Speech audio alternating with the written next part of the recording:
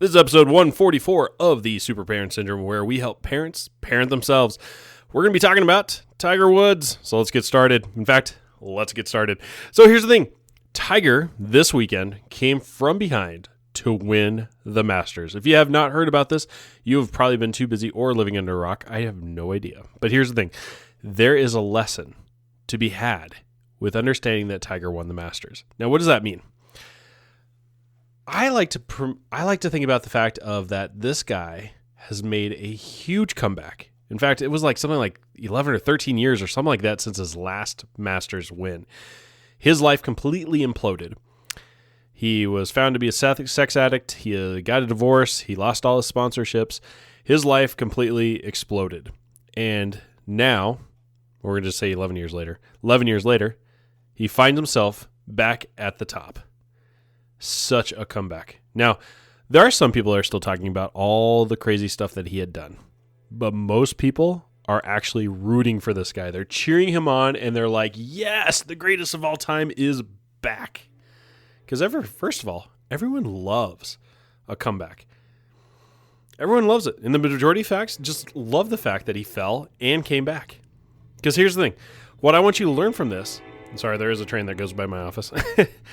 What I want you to learn from this is that there are literally people cheering for you as well. They are hoping that you make your comeback, or ideally that you just continue to climb and rise. So here's the thing. You might be trying to hide some of this stuff. You might be trying to keep it a secret, or hide yourself around it because of things that have gotten out. And I can tell you this, that instead of really thinking that, I want you to think about the possibility that people are actually rooting for you. So I want you to let go of that guilt and shame. I want you to let go and really consider that you have a ton of energy that you're actually wasting on those past mistakes. And if you really think about how much energy that is, it's probably pretty baffling. Because here's the thing. You cannot change the past, but you can change the emotion around it. You cannot change the past, but you can change the emotion surrounding it. Meaning, you might have had an affair in the past. You may have had addiction in the past. You may have really screwed up in the past. Now, you can't change that. But how you feel about it, how your guilt and shame around it, how your anger around it, or maybe it was, bad things happened to you. You can't change what happened, but you can change the emotion surrounding it. 2, you have to offer the same forgiveness to yourself that you offer to others.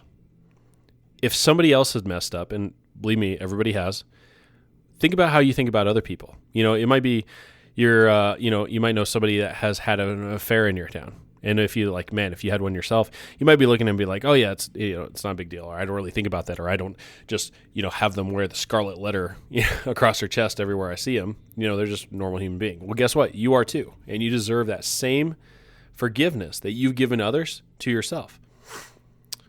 You may have had bankruptcy. You may have had changes of jobs. You may have had addiction in the past. And yet, you are so quick to forgive others, but you're not quick to forgive yourself. And then I want you to also think about, who could you allow yourself to become if you let go of this past? Meaning, is this holding you back in certain ways? I mean, I can tell you this. After my own affair, I can tell you this, in this small community, I started playing really small, meaning I was not going above and beyond trying to save the world and trying to go to events and stir up a little bit of craziness, because here's the thing, as a chiropractor, we have a controversial method of, well, it's not really that controversial, but we're trying to get people to do less medications, less surgeries, and start thinking about their health in different ways. And one of these ways that I would do is I would do a ladies' night. And this ladies' night, we would raise money for a women's shelter. And it was a lot of fun. We'd have people come in and pamper, and we'd have anywhere from 88 to 130 people show up to this event. And after I went through my divorce, everything kind of blew up. I stopped doing that event because I was trying to hide, because I was ashamed, and I felt like I needed to punish myself almost. And in fact, the only people who are really punished is the women who are not getting, or the families that was not getting the support through the money we raised. I mean, honestly, that's really what it came down to, is really in the end of the game, because of my cowardice, because of the guilt I placed on myself, I wasn't able to move on. I wasn't able to use it to serve even more. In fact, instead of learning from my mistake and forgiving myself eventually and moving on and to make sure I don't repeat that mistake, I let the effects of that mistake continue to make a bigger and bigger impact, or basically really no impact, because I wasn't using my energies and my times and my talents for good.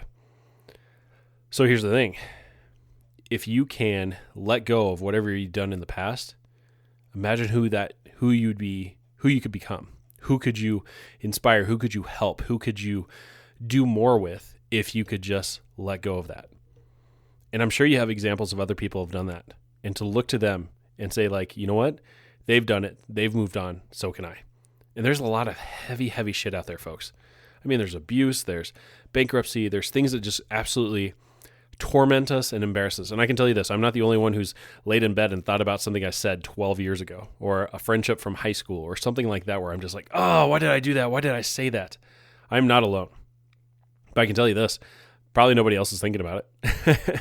Unless it's the 1% of the 1%, somebody might actually bring it up, but I'd be absolutely amazed. And really and honestly, it's just our ways of tormenting and torturing ourselves. So instead, do yourself a favor. Instead, look at that and really examine it from all areas. Forgive yourself and move on. Because I can tell you this, just like my inability to continue that fundraiser and continue to help more and more people from that, there are people that you are not being able to help in some way, shape, or form, whether it's your children, whether it's your community or your coworkers or your spouse, because you're not living authentically 100%, that they're suffering because of it as well. And everybody deserves your absolute best, including yourself. So it's time to start loving you. And that's your challenge for today. So until next time, folks, this is Dr. Nick Vanning signing off. Thanks for listening to another episode of The Super Parent Syndrome. Please be sure to visit peptalksforparents.com for more content and our free newsletter. And remember, you are not alone.